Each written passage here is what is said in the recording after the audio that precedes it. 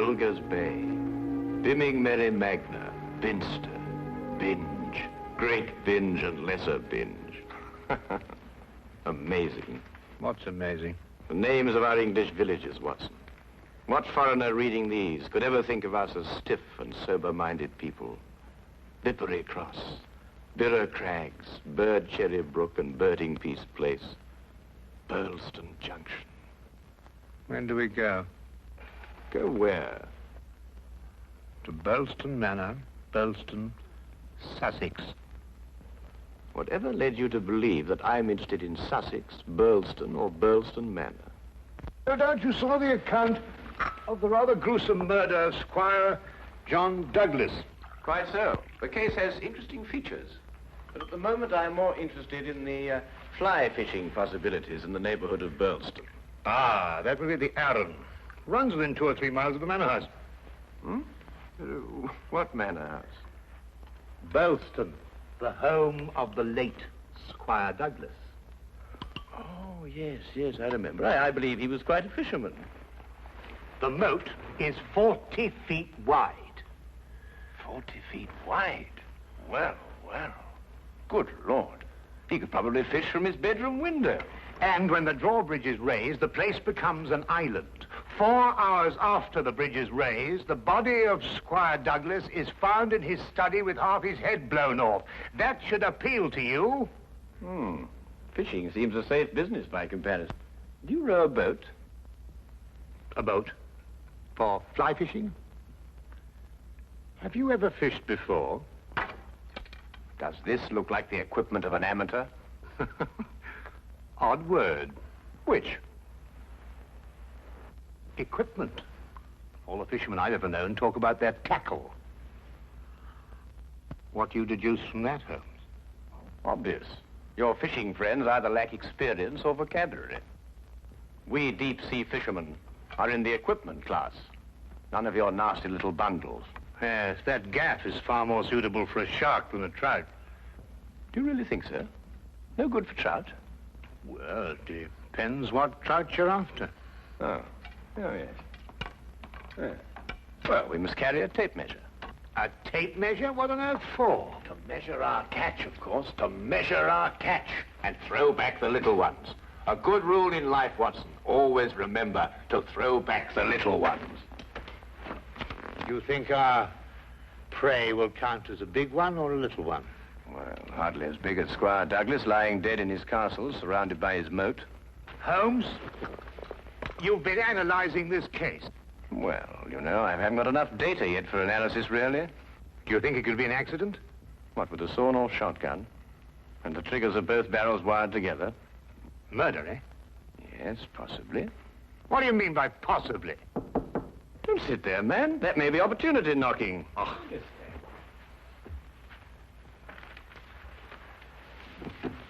Come in.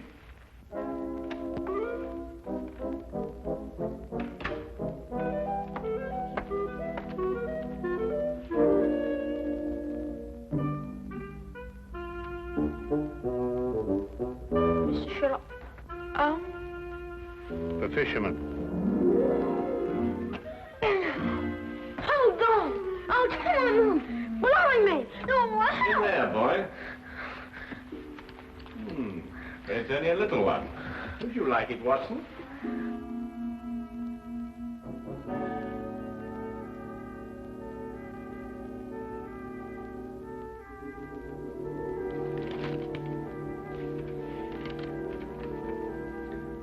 Would appreciate your view. Intriguing affair, Burlstone Manor. Signed, Inspector McLeod. Ha! Please, English, for I'm utterly baffled. Oh. Yeah, where is it? Where's what? Well, the tape measure, of course. Where is that tape measure? Holding the fiddle case together, sir. Fiddle? Violin case, boy. Oh, tell me, Watson, how are we off for trains? Trains? Ah, yes. Now, let me see. Burlston. Yes, now, that would be the West Sussex Littlehampton Bognor line. Now, there's a 10:15. Now, that doesn't stop. Of course, it's a 12:3. That will get us in at 4:2 or 4:7. I say, I'd forgotten, actually.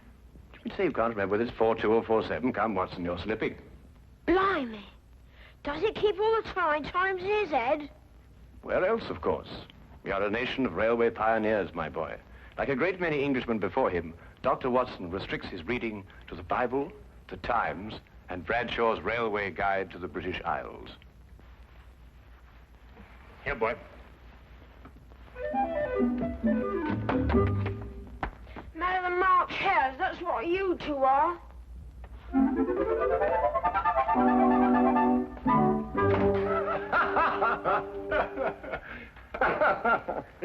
I say, Watson, have you seen my weekend bag anywhere? I suspect it's under the stairs. Mrs. Hudson got very tired of seeing it lying about. Oh, good. Well, that means it hasn't been unpacked anyway. I assume not. Excellent. Then everything is ready. Oh, be a good fellow, would you, and dig out that bag and put it in the cab along with that tackle. Why? Aren't you going to be here? I have a little reading to do. Pick me up at the British Museum Library, say half an hour before the train leaves. Now, look here, Holmes. This is no time to go reading. You'll miss the train. I cannot vouch for the punctuality of Dr. Watson or the reliability of the company's steam engines, but I, for one, propose to be at Burlston Halt at 4:02 p.m. precisely.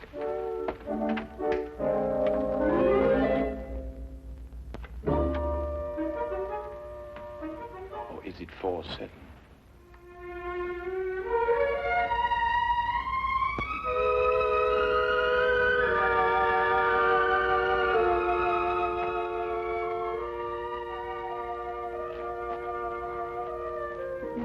It was a nice piece of work, if I say so myself. The entire story hung on a spider's thread. A spider's thread? Exactly. Huh. Yeah, it sounds interesting, Inspector. Now perhaps you'll start at the beginning. Simply stated, the castle, as you'll see, has a moat. And when it's up, as it was at the time of the murder, it's a sealed fortress. Who was in the castle at the time of the crime? The murdered man's wife, Mrs. Douglas, and a foreign friend, John Morell. Just those two? And the servants, but we've been able to rule them out completely. And from your description of the house, it would have to be one of them. Either Mrs. Douglas, or this friend of hers, Morell, or both of them. They tried to make it appear as though someone had broken into the house and then dived through the windows to swim the moat. But you disproved it. Completely. How? I'll tell you when we get there. This murder weapon. A sawn-off shotgun, I believe. An odd weapon, that. And a foreign gun, too. 3 letters on the barrel. P-E-N. Aha. A larger P with a flourish over it, followed by a smaller E and N. That's right. Ah, the Pennsylvania Small Arms Company, the famous American firm. That's perfect. That's all I need. You mean you need additional evidence? Well, Mr. Holmes, every little helps, you know. Then your case against Morell is not complete. It's complete as far as... How did you know Morell is the murderer? How did you know? He has to be. Why? He's the only one who could be. Suppose I were to tell you that Morell is not your murderer. How do you know? Yes, Holmes, how do you know? Why didn't you arrest him? Well, he doesn't act like a murderer. Ah, he's too self-confident, eh? That's right. Seems to be daring you to arrest him. Yes. How do you know all this? Holmes, do you know this man Morell? Fascinating. Fascinating. The case has suddenly assumed the most astounding proportions and the most astonishing challenge, Watson.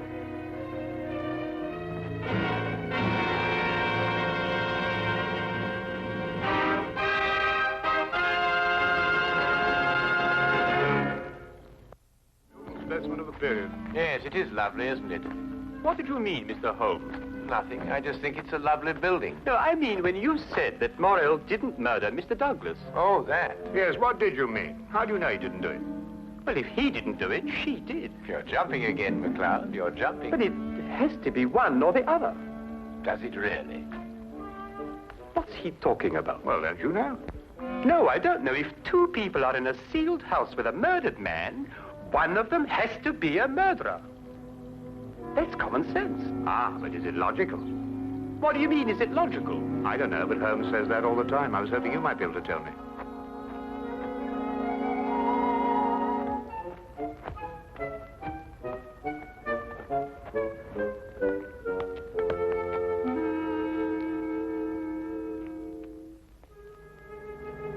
He hasn't been moved. That's just the way we found him last night. Watson? Of course, death was instantaneous. I should say so. The charge was not fired directly into the face, as the newspaper's account had it. Uh-huh. I'd say the blast came from below and that the gun was almost vertical. Excellent, Watson. Excellent. May I see this shotgun, McLeod? Holmes, look at this. Good Lord. Well, it's a brand like cattle. Well, how old would you say it was? Have you got your glass there? Yes. Thank you. It's very difficult to estimate marking like this, Holmes, but I'd say it's over 15 years. 20. Mr. Morrell? At your service, Mr. Holmes. Dr. Watson. News travels quickly. This is a small village.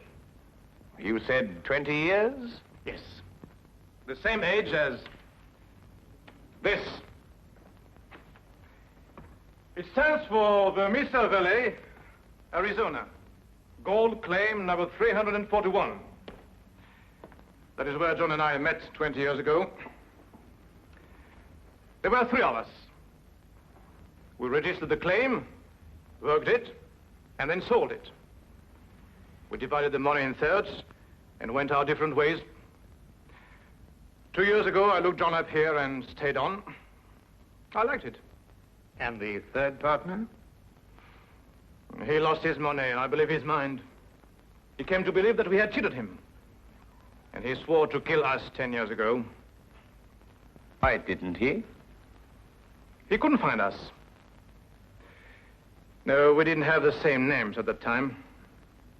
Do you think your old partner could have done that?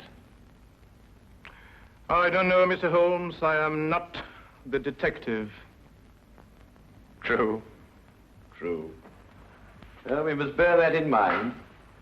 You tried to make it appear as though another man had been here and went out through the window. Did I? He tried to build an elaborate story. A man of his size was seen passing through the village wearing a loud tweed topcoat and a wide-brimmed hat. He was heading this way. On the window ledge, there is a footprint in blood, indicating, of course, that the murderer dived through the window and swam the moat. But he didn't. How do you know? Because, Mr. Morrell, outside that window and just a few feet down is a very large and at least a month-old spider's web. Anyone jumping or diving through the window would have to pass through the web. And no one did. Well done, McLeod. Well done. A spider's web. The English police have the most amazing allies, I must say. Now that you have made your deductions, Mr. MacLeod, exactly what do they mean to me? For the moment, nothing. But I suggest you do not leave the castle grounds. And if I try to live?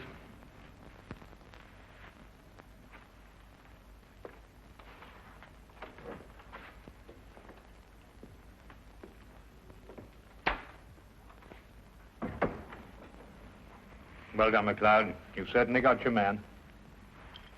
But I'm not rushing in to make any arrest. I'm going to make sure the case is iron cast. Oh, very wise. And what's the motive? Revenge for the Vermis Valley affair? I've got to go a bit careful there, Doctor. If you ask me, it's a case of, cherchez la woman. Oh, what's he? Oh, Mrs. Douglas? Well, you know how these things are, Doctor, between us, men of the world. We know how a situation like this can... Oh, of course. Of course. Of course. Of course. Delicate situation, then. Delicate. Yes, delicate.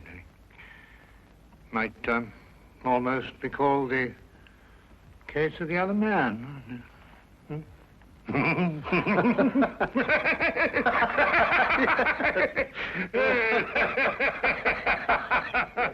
The other dumbbell. Who? Not who, what? What? That's right, what? What are you talking about? That. There's only one dumbbell. One dumbbell. That's right. Well? There's only one dumbbell, Watson. I know. That's it over there. Yes. Where's the other one? Well, I don't know. I've only just come here. Do you know where the other one is? What difference does it make? Well, that's right, yes. What difference does it make? Maybe there is only one dumbbell. One dumbbell? But they come in twos. Perhaps he only had one. Watson, do you mean to tell me that you can stand there, surrounded by all these athletic trophies, and suggest to me that such a man would only use one dumbbell? Well, what difference does it make? Yes, what difference does it make? Well, if you two are convinced that you can solve the case with the aid of a convenient spider, I'm going fishing. You're what? Oh, he's going fishing. He's brought his tackle.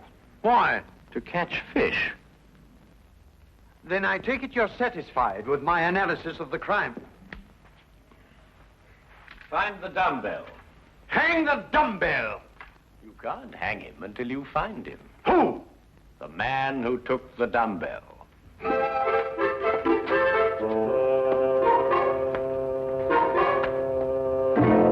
Gone too far now, Holmes. I think you've made him very angry. That he should fish. It soothes the nerves. Are you really going to fish? I am. Where? Out of that window. It looks very comfortable. Well, what do you expect to catch? A herring. A red herring. May I have the tape measure, Watson? To measure a red herring? To measure the big red herrings. The little ones I plan to throw back. Holmes, you're up to something. I am. What? Would you like to help? Of course. Well, look. Take the good inspector down to the local pub and keep him there for at least an hour. While you fish for red herring? At the moment, I'm fishing for bait. I don't know what you're talking about, but I'll do it. Good. Remember, 1 hour. I may enjoy myself in the local and stay too.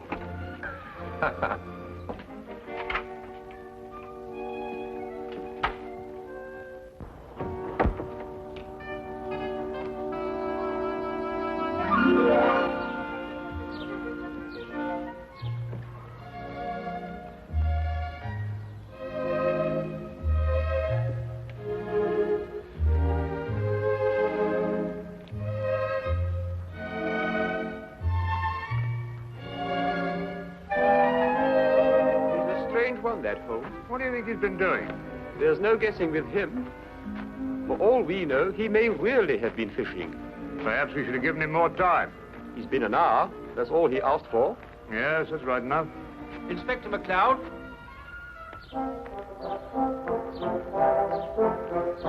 Hello, Sergeant. Have you seen Mr. Holmes? I certainly have, sir. What's wrong? You know the staircase in that room? Huh? Mr. Holmes was sliding down them banisters. He was what? That's right, sir. Sliding down the banisters he was. Well, he was probably investigating something. Probably. Well, let's ask him. There must be some reason behind it. Good afternoon, gentlemen.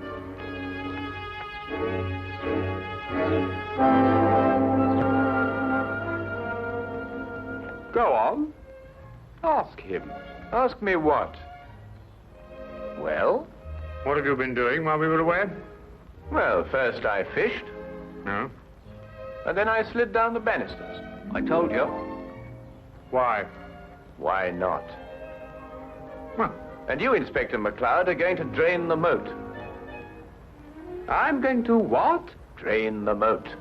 Empty it right down to the bottom. I can't do that. That's a major engineering job.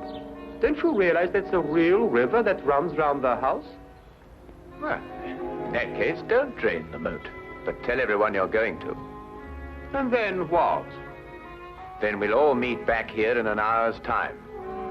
and see if we can find somebody pulling something out of the moat. Exactly. What? Red herrings.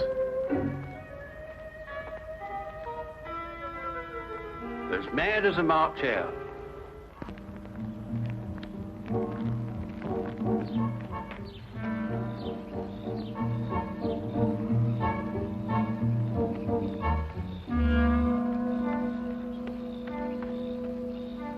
much longer? Not much. You're certain everyone believes they're going to drain the moat? I don't know who believes it, but everyone knows I said it. Do you think someone will come to the murder room? Someone has been in it for some time. How do you know? The lights are out. Because I left them on. Look, what? That's it, let's go.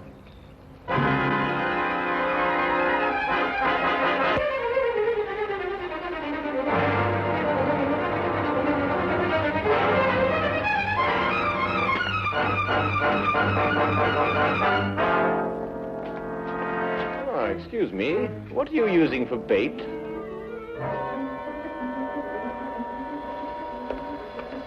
Oh, would you mind holding this? Thank you. What clothes did you say the stranger was wearing, McLeod? A loud tweed topcoat and a wide-brimmed hat. Like these?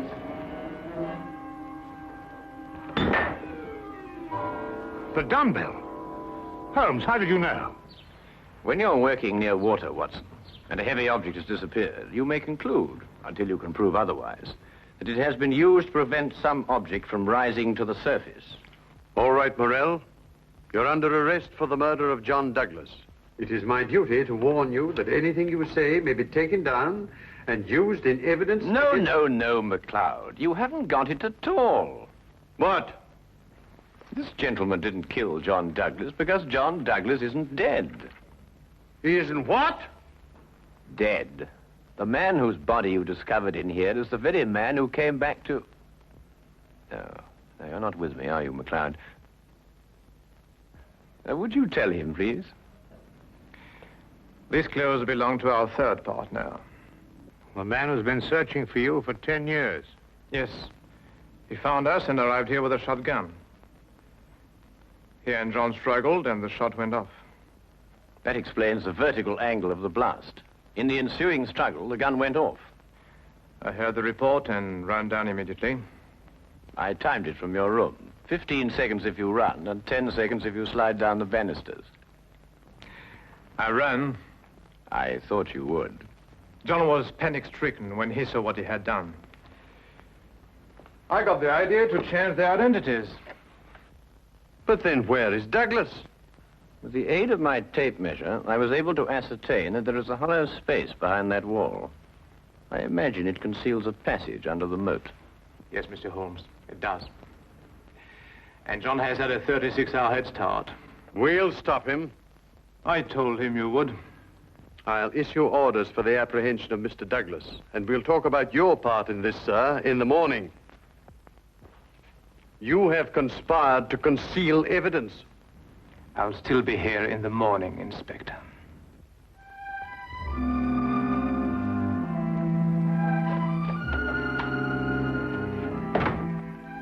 A very brilliant piece of deductions, Mr. Holmes. An excellent application of applied psychology. I haven't been tricked many times in my life. You must remember that the next time you become involved with murder. And you can now continue your fishing in a more normal manner. Fishing? No, I don't care for it, really. Unless it's deep sea, of course. Yes. But in the absence of an ocean in the immediate vicinity, I think we'd better start back to Baker Street immediately. Well, now, there's a 9:13 or a 10:23. The 10:23 will hold us up at Tunbridge quite a while, but it waits to connect.